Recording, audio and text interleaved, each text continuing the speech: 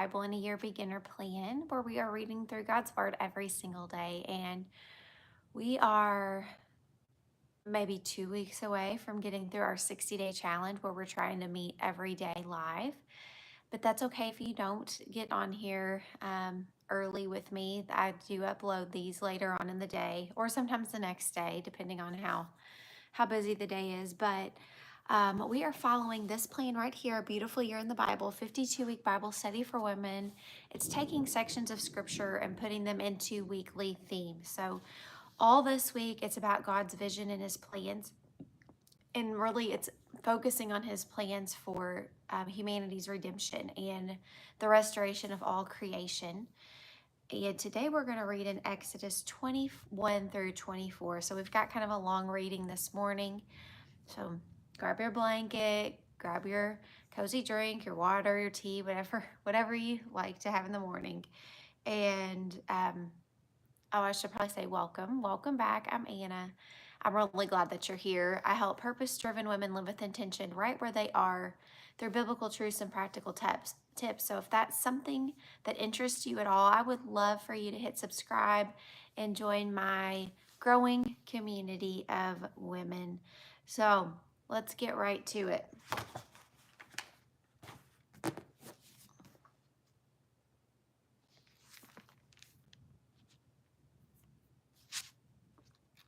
Hebrew servants. These are the laws you are set before them. If you buy a Hebrew servant, he is to serve you for 6 years. But in the 7th year, he shall go free without paying anything. If he comes alone, he is to go free alone. But if he has a wife, when he comes, she is to go with him. If his master gives him a wife and she bears him sons or daughters, the woman and her children shall belong to her master, and only the man shall go free. But if the servant declares, I love my master and my wife and children and do not want to go free, then his master must take him before the judges, and he shall take him to the door or the doorpost and pierce his ear with an awl, AWL. Then he will be his servant for life. If a man sells his daughter as a servant, she is not to go free as male servants do. If she does not please the master who has selected her for himself, he must let her be redeemed. He has no right to sell her to foreigners, because he has broken faith with her. If he selects her for his sons, he must grant her the rights of a daughter. And if he marries another woman, he must not deprive the first one of her food, clothing, and marital rights. If he does not provide her with these 3 things, she is to go free without any payment of money. Verse 12, personal injuries. Anyone who strikes a person with a fatal blow is to be put to death. However, if it is not done intentionally, but God lets it happen, they are to flee to a place I will designate. But if anyone schemes and kills someone deliberately, that person is to be taken from the altar and put to death. Anyone who kidnaps someone is to be put to death, whether the victim has been sold or is still in the kidnapper's possession. Anyone who curses their father or mother is to be put to death. If people quarrel and one person hits another with a stone or with their fist, and the victim does not die but is confined to bed, the one who struck the blow will not be held liable if the other can get up and walk around outside with a staff. However, the guilty party must pay the injured person for any loss of time and see that the victim is completely healed. Anyone who beats their male or female slave with a rod must be punished if the slave dies as a direct result. But they are not to be punished if the slave recovers after a day or two, since the slave is their property. If people are fighting and hit a pregnant woman and she gives birth prematurely, but there is no serious injury, the offender must be fined whatever the woman's husband demands and the court allows. But if there is serious injury, you are to take life for life, eye for eye, tooth for tooth, hand for hand, foot for foot, burn for burn, wound for wound, bruise for bruise. An owner who hits a male or female slave in the eye and destroys it must let the slave go free to compensate for the eye. And an owner who knocks out the tooth of a male or female slave must let the slave go free to compensate for the tooth. If a bull gores a man or woman to death, the bull is to be stoned to death, and its meat must not be eaten. but the owner of the bull will not be held responsible. If, however, the bull has had the habit of goring, and the owner has been warned but has not kept it pinned up, and it kills a man or woman, the bull is by the payment of whatever is demanded. This law also applies if the bull gores a son or daughter. If the bull gores a male or female slave, the owner must pay 30 shekels of silver to the master of the slave, and the bull is to be stoned to death. If anyone uncovers a pit or digs one and fails to cover it, and an ox or donkey falls into it, the one who opened the pit must pay the owner for the loss and take the dead animal in exchange. If anyone someone else's bull and it dies, the two parties are to sell the live one and divide the money and the dead animal equally. However, if it is known that the bull had the habit of goring, yet the owner did not keep it pinned up, the owner must pay animal for animal and take the dead animal in exchange. That's a lot of rules, but I guess that's what we want sometime, a clear set. If this happens, then this happens. All right. Also, it's storming here really, really bad. Thunder, wind, lightning. So I don't know if that's going to affect us at all this morning, or you and what you're hearing. Chapter 22, Protection of Property. Whoever steals an ox or a sheep and slaughters it or sells it must pay back 5 head of cattle for the ox and 4 sheep for the sheep. If a thief is caught breaking in at night and is struck a fatal blow, the defender is not guilty of bloodshed. But if it happens after sunrise, the defender is guilty of bloodshed. Anyone who steals must certainly make restitution, but if they have nothing, they must be sold to pay for their theft. If the stolen animal is found alive in their possession, whether ox or donkey or sheep, they must pay back double. If anyone grazes their livestock in a field or vineyard and lets them stray, and they graze in someone else's field, the offender must make restitution from the best of their own field or vineyard. If a fire breaks out and spreads into a thorn bush so that it burns stalks of grain or standing grain or the whole field, the one who started the fire must make restitution. If anyone gives a neighbor silver or goods for safekeeping and they are stolen from the neighbor's house, the thief, if caught, must pay back double. But if the thief is not found, the owner of the house must appear before the judges, and they must determine whether the owner of the house has laid hands on the other person's property. In all cases of illegal possession of an ox, a donkey, a sheep, a garment, or any other lost property about which somebody says, "This is mine," both parties are to bring their cases before the judges. The one whom the judges declares guilty must pay back double to the other. If anyone gives a donkey, an ox, a sheep, or any other animal to their neighbor for safekeeping, and it dies or is injured or is taken away while no one is looking, the issue between them will be settled by the taking of an oath before the Lord that the neighbor did not lay hands on the other person's property. The owner is to accept this, and no restitution is required. But if the animal was stolen from the neighbor, restitution must be made to the owner. And if it was torn to pieces by a wild animal, the neighbor shall bring it the remains as evidence and shall not be required to pay for the torn animal. If anyone borrows an animal from their neighbor and it is injured or dies while the owner is not present, they must make restitution. But if the owner is with the animal, the borrower will not have to pay. If the animal was hired, the money paid for the hire covers the loss. Okay. Verse 16, social responsibility. If a man seduces a virgin who is not pledged to be married and sleeps with her, he must pay the bride price, and she shall be his wife. If her father absolutely refuses to give her to him, he must still pay the bride price for virgins. Do not allow a sorceress to live. Anyone who has sexual relations with an animal is to be put to death. Whoever sacrifices to any god other than the Lord must be destroyed. Do not mistreat and oppress a foreigner, for you were foreigners in Egypt. Do not take advantage of the widow or the fatherless. If you do, and they cry out to me, I will certainly hear their cry. My anger will be aroused, and I will kill you with the sword. Your wives will become widows, and your children fatherless. If you lend money to one of my people among you who is needy, do not treat it like a business deal. Charge no interest. If you take your neighbor's cloak as a pledge, return it by sunset, because the cloak is the only covering your neighbor has. What else can they sleep in?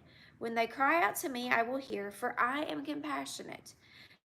Blaspheme God or curse the ruler of your people. Do not hold back offerings from your granaries or your vats.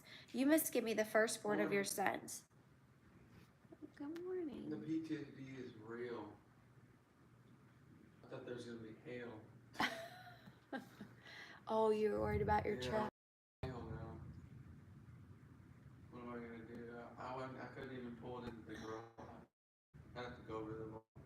Is it supposed to hail? I don't know. It's storming. Yeah. Oh, let's go I see. thought I heard something. Is Hawk laying down? He's walking around because he's so scared. Yeah. All right. Love you. Love you.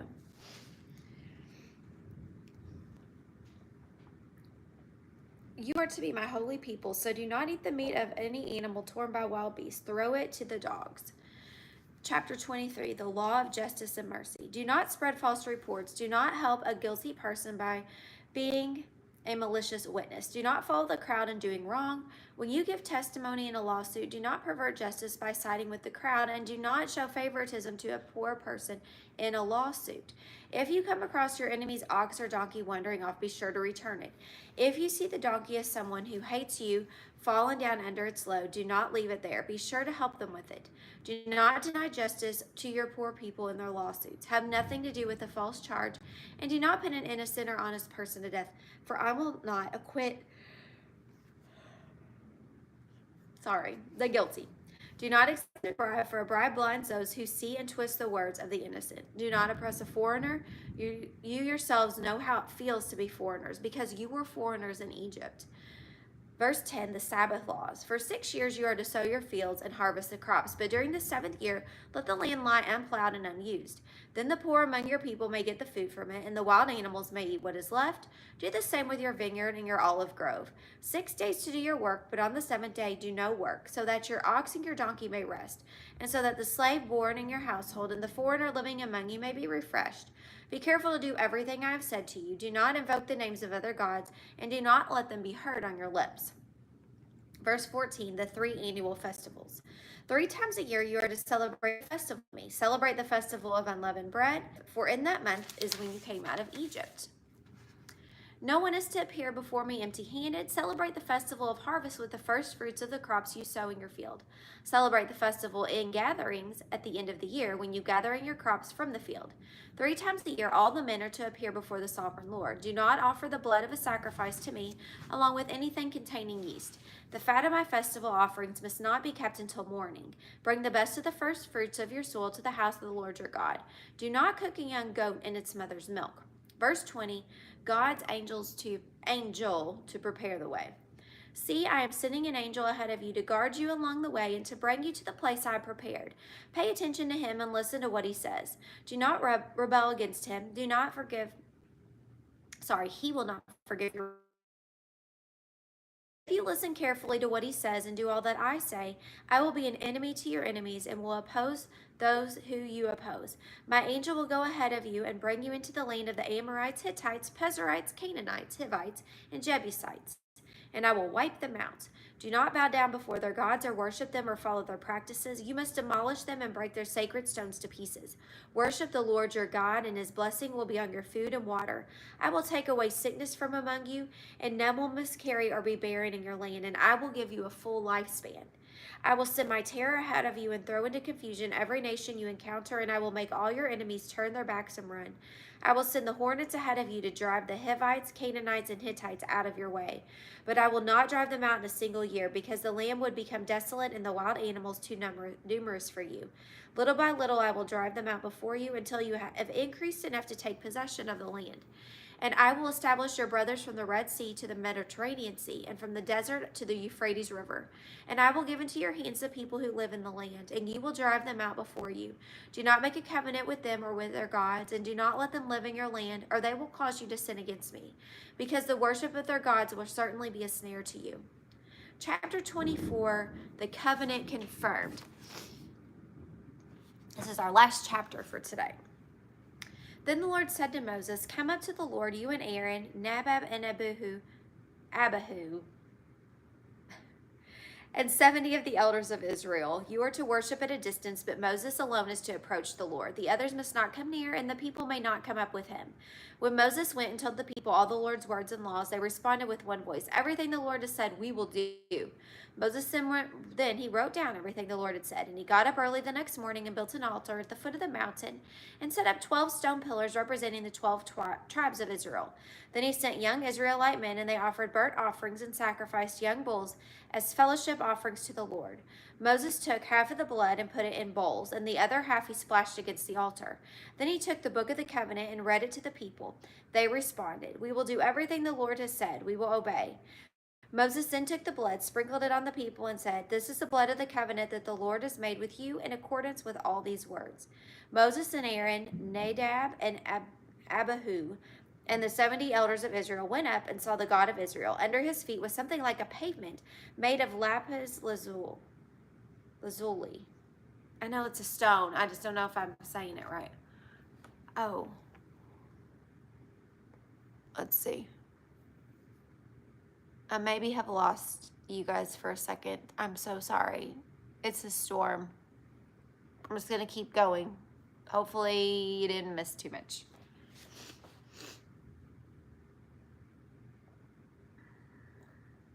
I got to find where I was.